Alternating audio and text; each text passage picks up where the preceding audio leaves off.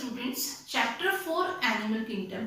इस चैप्टर में हम प्रीवियस क्लासेस में पढ़ चुके हैं कुछ पैरामीटर्स को, जिन पैरामीटर के बेसिस पर एनिमल्स को क्लासिफाई किया जाता है। आज हम देखेंगे कि उन पैरामीटर के बेसिस पर एनिमल्स जो हैं उन्हें किन किन फाइलम में क्लासिफाई किया गया है। तो यहाँ पर हम देखेंगे जो एनिमेलिया किंगडम है हमारा, मल्टी सेलुलर एनिमल्स होते हैं इसमें। अगर हम लेवल ऑफ ऑर्गेनाइजेशन देखें तो टू टाइप का लेवल ऑफ ऑर्गेनाइजेशन है। सेलुलर लेवल ऑफ ऑर्गेनाइजेशन, जो सबसे सिंपल टाइप का लेवल ऑफ ऑर्गेनाइजेशन होता है, फाइलम पॉरीफेरा रहता है, उसके जितने भी एनिमल्स हैं उनमें कैसा लेवल ऑफ ऑर्गेनाइजेशन है, सेलुलर लेवल ऑफ ऑर्गेनाइजेशन होता है। सेकेंड लेवल ऑफ ऑर्गेनाइजेशन हम देखेंगे tissue, organ and organ system level of organisation. जिन एनिमल्स में इस तरह का ऑर्गेनाइजेशन होता है तो देखा जाता है कि उसमें सिमेट्री जो है वो किस टाइप की है। एक होती है रेडियल सिमेट्री और दूसरी होती है बाइलेटरल सिमेट्री। रेडियल सिमेट्री क्या होती है, जिसमें बॉडी को किसी भी प्लेन से सेंट्रल एक्सिस के थ्रू टू इक्वल हाफ में डिवाइड किया जा सकता है, उसे हम बोलते हैं रेडियल सिमेट्री। तो ये रेडियल सिमेट्री हमें किन किन फाइलम में देखने को मिलती है, सीलेंट्रेटा और टिनोफोरा में। फिर अगर हम बात करते हैं बाइलेटरल सिमेट्री की, तो बाइलेटरल सिमेट्री जिन एनिमल्स में होती है उनमें बॉडी जो होती है वो सिंगल प्लेन से ही टू इक्वल हाफ में डिवाइड हो सकती है सेंट्रल एक्सिस के थ्रू। अब जिन एनिमल्स में बाइलेटरल सिमेट्री है उन एनिमल्स में सीलोम किस टाइप की है। अगर एनिमल्स में सीलोम एब्सेंट है, यानी कि एनिमल्स जो है वो एसीलोमेट है, बॉडी कैविटी एब्सेंट है, इसमें हम स्टडी करते हैं फाइलम प्लेटीहेलमिंथस की। अगर बॉडी कैविटी स्यूडोसीलोमेट टाइप की है, यहाँ पर सीलोम प्रेजेंट है लेकिन सीलोम जो है वो मेसोडर्म से लाइंड नहीं है। हमने पढ़ा था कि मेसोडर्म जो है वो पाउचेस के फॉर्म में स्कैटर्ड रहती है, उनको कहा जाता है स्यूडोसीलोमेट एनिमल्स। और ऐसे एनिमल्स हमको मिलते हैं जिसमें फाइलम एस्केहेलमिंथस में। थर्ड टाइप के एनिमल्स होते हैं सीलोमेट टाइप के एनिमल्स। सीलोम जिनमें प्रेजेंट है, मींस जिनमें ट्रू बॉडी कैविटी प्रेजेंट होगी। बॉडी कैविटी जो है वो लाइंड होगी, किससे, मेसोडर्म से लाइंड होगी। ऐसे एनिमल्स को हम बोलते हैं सीलोमेट एनिमल्स। तो सीलोमेट एनिमल्स जो हैं वो कौन से फाइलम में आते हैं देखेंगे, एनिलिडा में, ऑर्थोपोडा में, मोलस्का में, इकाइनोडर्मेटा में, हेमिकॉर्डेटा में और कॉर्डेटा में। इसके अलावा हम देखेंगे जो एनिमल्स हैं उनको टू मेजर ग्रुप में डिवाइड किया गया है। किस बेस पर, नोटोकॉर्ड की प्रेजेंस के बेस पर। अगर नोटोकॉर्ड प्रेजेंट होती है तो हम उन्हें बोलते हैं कॉर्डेट्स, और जिनमें नोटोकॉर्ड प्रेजेंट नहीं होती उन्हें हम बोलते हैं नॉन कॉर्डेट्स। तो ये जो नॉन कॉर्डेट्स है इनमें स्टडी की जाती है फाइलम पॉरीफेरा की, सीलेंट्रेटा की, Ctenophora, Platyhelminthes, Aschelminthes, Annelida, Arthropoda, Mollusca and Echinodermata. ये फाइलम जो है इनमें नोटोकॉर्ड प्रेजेंट नहीं होती है, इसीलिए इन्हें कहा जाता है नॉन कॉर्डेट्स, या हम बोलते हैं किस ग्रुप में आते हैं, नॉन कॉर्डेटा ग्रुप में आते हैं। तो नॉन कॉर्डेटा ग्रुप में सबसे पहला फाइलम जो है वो है पॉरीफेरा। अब हम इसकी स्टडी करते हैं। फाइलम पॉरीफेरा में जितने भी एनिमल्स हैं वो पोर बियरिंग एनिमल्स होते हैं। नाम से ही पता चल रहा है पॉरीफेरा, इसमें उन सभी एनिमल्स को रखा गया जिनकी बॉडी पर क्या प्रेजेंट है, स्मॉल पोर्स प्रेजेंट होते हैं। इसमें जिन एनिमल्स को रखा गया है वो प्रिमिटिव और मल्टी सेलुलर एनिमल्स हैं, और इस फाइलम में आने वाले सभी एनिमल्स को स्पॉन्जेस कहा जाता है। इसके कुछ कैरेक्टरिस्टिक्स हम देखते हैं। फर्स्ट हम देखते हैं हैबिटेट। हैबिटेट में हम देखेंगे कि मोस्ट ऑफ द मेंबर्स जो होते हैं वो कैसे होते हैं, मैरिन होते हैं। कुछ मेंबर्स फ्रेश वाटर भी हैं, जैसे कि स्पॉन्जिला जो है, स्पॉन्जिला एक ऐसा स्पॉन्ज है जो कैसा होता है, फ्रेश वाटर एनिमल है, और ये या तो हमें लेक में मिलता है या पॉन्ड्स के अंदर मिलेगा। इसकी बॉडी का शेप होता है वास्प लाइक। सिमेट्री इसमें नहीं होती है, no symmetry. Most of the members जो है इस फाइलम के उनमें सिमेट्री नहीं होती है, वो एसिमेट्रिकल होते हैं। एसिमेट्रिकल हमने पढ़ा था कि जब हम बॉडी को किसी भी प्लेन से सेंट्रल एक्सिस के थ्रू टू इक्वल हाफ में डिवाइड नहीं कर सकते हैं, ऐसी सिमेट्री को हम बोलते हैं एसिमेट्री, और ऐसे एनिमल्स को कहा जाता है एसिमेट्रिकल एनिमल्स। तो पॉलीफेरा में आने वाले जो एनिमल्स हैं उनमें सिमेट्री नहीं होती है, पर इसमें एक मेंबर है साइकॉन। साइकॉन जो है वो सिलेंड्रिकल फॉर्म में रहता है, तो ये शो करता है रेडियल सिमेट्री को। इसमें रेडियल सिमेट्री होती है। इसमें बॉडी ऑर्गेनाइजेशन जो है वो सेलुलर लेवल का बॉडी ऑर्गेनाइजेशन प्रेजेंट रहता है। हम पढ़ चुके हैं सेलुलर लेवल में क्या होता है कि सिर्फ बॉडी में सेल्स प्रेजेंट होती हैं, उनमें किसी भी तरह का कोई भी कोऑर्डिनेशन नहीं होता है, वो टिश्यू का फॉर्मेशन नहीं करती है। इसके बॉडी वॉल अगर हम देखें तो बॉडी वॉल में 2 लेयर्स होते हैं, आउटर डर्मल लेयर और inner gastral layer. Outer dermal layer जो है इसको पिनेकोडर्म भी कहा जाता है। ये फ्लैट सेल से बनी होती है जिसको हम बोलते हैं पिनेकोसाइट, और जो इनर गैस्ट्रल लेयर होती है इसको हम बोलते हैं क्वेनोडर्म भी बोलते हैं। ये लेयर जिन सेल्स से बनती है उन सेल्स को कहा जाता है क्वेनोसाइट्स, या हम बोलते हैं कॉलर सेल। तो ये किस तरह की सेल्स होती है अभी हम इसको देखेंगे। इसमें जो जर्म लेयर है, ये एनिमल्स जो है वो कैसे होते हैं, डिप्लोब्लास्टिक होते हैं। डिप्लोब्लास्टिक हमने पढ़ा था कि एक्टोडर्म और एंडोडर्म प्रेजेंट होती है, इससे मेसोडर्म नहीं होती है। नेक्स्ट, इसकी जो बॉडी कैविटी होती है, इसके बॉडी कैविटी को कहा जाता है स्पॉन्जोसील, क्योंकि स्पॉन्ज है, सील का मतलब होता है कैविटी, और स्पॉन्जेस की बॉडी कैविटी है, इसीलिए इसको नाम दिया गया है स्पॉन्जोसील। इसका एंडोस्केलेटन बना होता है स्पिक्यूल से एंड स्पॉन्जिन फाइबर से। स्पिक्यूल्स जो होते हैं ये पॉइंटेड स्ट्रक्चर्स होते हैं, ये अनब्रांच्ड भी हो सकते हैं और ब्रांच्ड भी हो सकते हैं। और spongin fibre, fibre means thread like structure, simple fibre like structures होते हैं जो स्पॉन्जिन प्रोटीन के बने हुए रहते हैं। तो इसका जो एंडोस्केलेटन है वो स्पिक्यूल्स एंड स्पॉन्जिन फाइबर से मिलकर के बनता है। इसमें जो स्पिक्यूल्स होते हैं वो सिलिशियस होते हैं, मींस वो बने हुए रहते हैं सिलिसिक एसिड के बने हुए रहते हैं। कुछ और कैरेक्टर समझने से पहले हम देखते हैं कि इसकी बॉडी वॉल जो है, मींस जो आउटर डर्मल लेयर है या इनर गैस्ट्रल लेयर है, उसकी सेल्स जो होती हैं वो किस तरह से अरेंज रहती हैं और किस टाइप की सेल्स होती हैं। या यहाँ पर जो जर्म लेयर है, जर्म लेयर में एक्टोडर्म और एंडोडर्म के बीच में और क्या प्रेजेंट है। ये इसमें जो एंडोस्केलेटन है उसके स्पिक्यूल्स और स्पॉन्जिन फाइबर जो है वो कहाँ पर अरेंज होते हैं। पहले हम इन सबको समझते हैं इस डायग्राम की हेल्प से, फिर बाकी के कैरेक्टर हम बाद में देखेंगे। अभी हमने पढ़ा स्पॉन्जेस की बॉडी पर स्मॉल पोर्स प्रेजेंट होते हैं, तो यहाँ पर ये जो पोर्स प्रेजेंट होते हैं इन पोर्स को कहा जाता है ऑस्टिया, और ऑस्टिया की हेल्प से वाटर जो है वो क्या करता है, इसकी कैविटी के अंदर एंटर करता है। और यहाँ पर जो ओपनिंग है इस ओपनिंग को बोला जाता है ऑस्क्यूलम। वाटर जो एंटर करता है ऑस्टिया की हेल्प से, ये वाटर बाहर जाता है किसकी हेल्प से, ऑस्क्यूलम की हेल्प से। जो वाटर है वो ऑस्टिया की हेल्प से इस कैविटी के अंदर आएगा और ऑस्क्यूलम से बाहर चला जाएगा। इसकी कैविटी को हम बोलते हैं स्पॉन्जोसील। अब हम बॉडी वॉल की इस डायग्राम को यहाँ पर समझते हैं।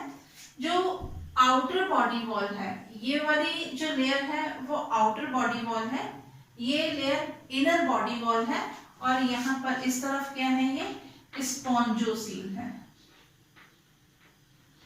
तो इसकी जो आउटर बॉडी वॉल होती है वो फ्लैट थिन सेल्स से मिलकर के बनती है। इन सेल्स को कहा जाता है पिनेकोसाइट्स, और इस लेयर को कहा जाता है पिनेकोडर्म। जो इनर लेयर होती है, इनर लेयर जो होती है वो बनी हुई रहती है क्वेनोसाइट सेल्स की, या इन सेल्स को हम कॉलर सेल भी बोलते हैं, और ये जो पूरी लेयर होती है इसको क्वेनोडर्म कहा जाता है। तो ये लेयर जो है वो कौन सी लेयर है,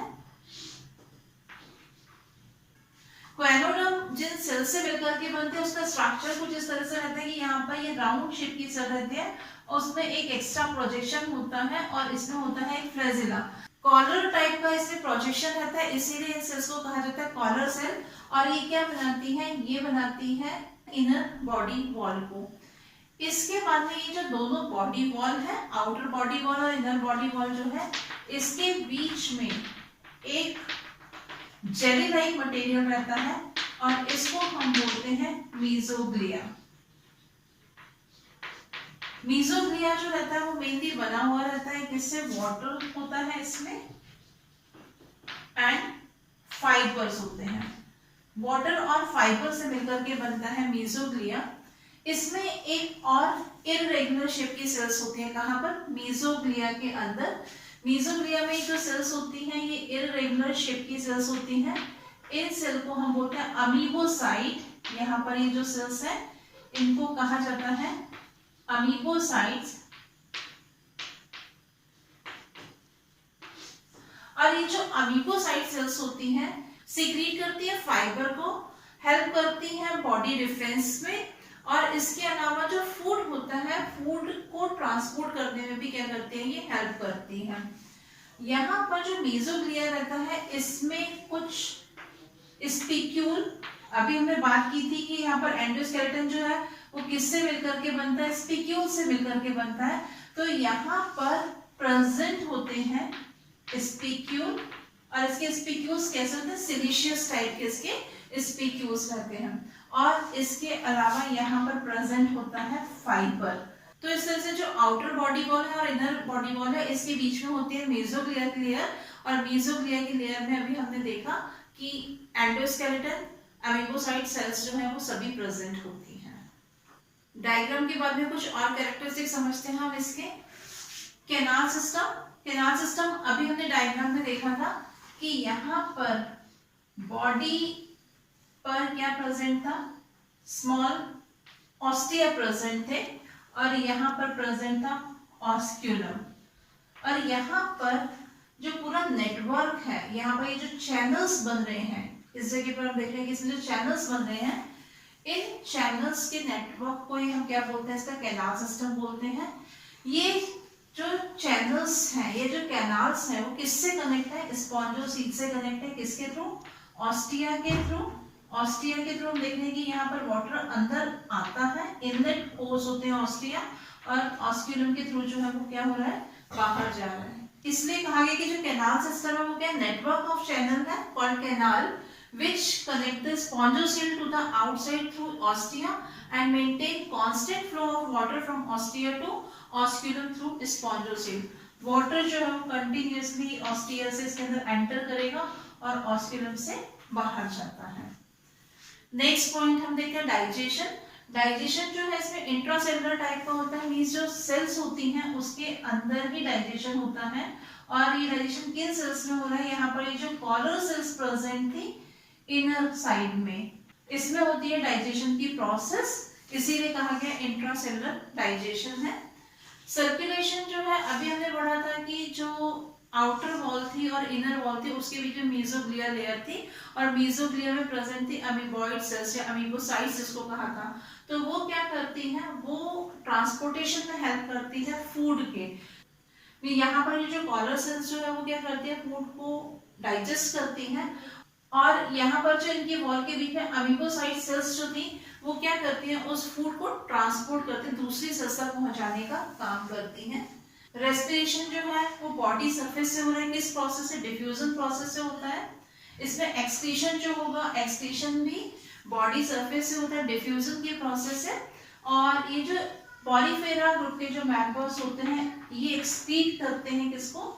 अमोनिया को। इसीलिए इन एनिमल्स को कहा जाता है, ये एनिमल्स कौन से हैं? अमोनोटेलिक एनिमल्स होते हैं ये। नेक्स्ट हम देखते हैं सेंसरी सिस्टम। तो जो पॉलीफेरा ग्रुप के जो एनिमल्स होते हैं इनमें किसी भी तरह की सेंसरी नर्व्स जो होती हैं वो नहीं होती हैं, और ये जो स्टिमुलाई रहते हैं उनके लिए पुअर रिस्पॉन्स शो करते हैं। फाइनल पॉलीफेरा के एनिमल्स में जो रिप्रोडक्शन होता है वो दोनों मेथड से होता है। एसेक्सुअल रिप्रोडक्शन भी होता है यहाँ पर, और सेक्सुअल रिप्रोडक्शन भी होता है। एसेक्सुअल रिप्रोडक्शन होता है बर्डिंग की हेल्प से। ये बर्डिंग जो होती है वो एक्सटर्नल भी हो सकती है और इंटरनल भी हो सकती है। बॉडी की आउटर सरफेस पर भी बर्ड का फॉर्मेशन होता है, बॉडी की इनर सरफेस पर भी किसका फॉर्मेशन होता है? बर्ड का फॉर्मेशन होता है। तो अगर हम इसका स्ट्रक्चर देखें तो यहाँ पर हम देखेंगे कि ये जो हमारे जो स्पॉन्जेस हैं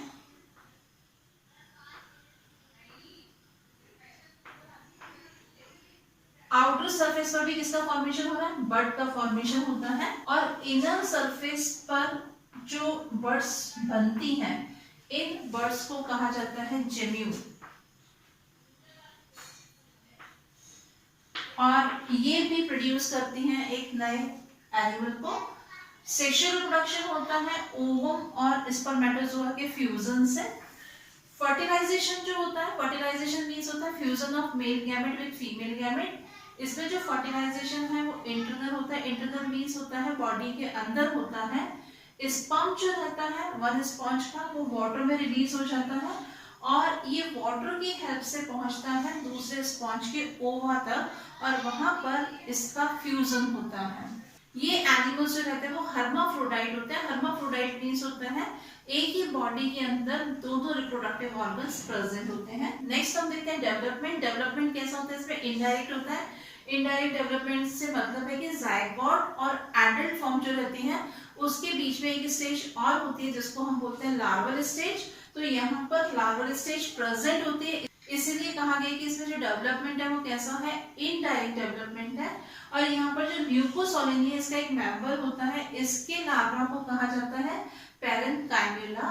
और ये जो साइकोन रहता है इसमें जो लार्वा प्रेजेंट होता है इसके लार्वा को कहा जाता है एम्फीब्लास्टोला। Phylum Porifera includes spore-bearing animals which are commonly called sponges. Although they are most common and diverse in the marine environment, around 150 species of sponges live in fresh water. Sponges have very simple structures and are either radially symmetrical or asymmetrical. Sponges are highly branched, cylindrical and hollow. A cavity called spongocele is enclosed by the body. Their body is supported by a skeleton made up of calcareous or siliceous spicules or spongin fibers. Sponges have a loose organization of cells which are specialized to perform different functions. The different cells found in sponges are pinacocytes, which form the protective layer of the body, choanocytes that maintain the water current inside the body, and amoebocytes which store reserved food. Sponges exhibit holozoic mode of nutrition. They capture food brought close by water currents which are created by choanocytes. The food material is then digested by the process of intracellular digestion and the remaining water is thrown out of the body through the osculum. In sponges, the processes such as respiration and excretion take place by means of simple diffusion. Sponges have a system of canals. Choanocytes line the inner surface of these canals. Through ostia, the water enters the spongocele and leaves through a single large osculum. Sponges reproduce asexually by budding, where fragments or a part of the body or even isolated cells of a sponge can regenerate or reorganize into a complete sponge. Sponges can also reproduce sexually. The male gametes are released into the water by a sponge.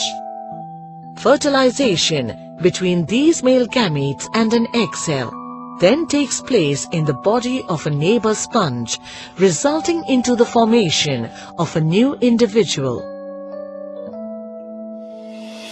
Some important examples of sponges are Leucosolinia, Cycin or Scypha, Euplectella, commonly known as Venus flower basket, and Euspongia, commonly known as the bath sponge.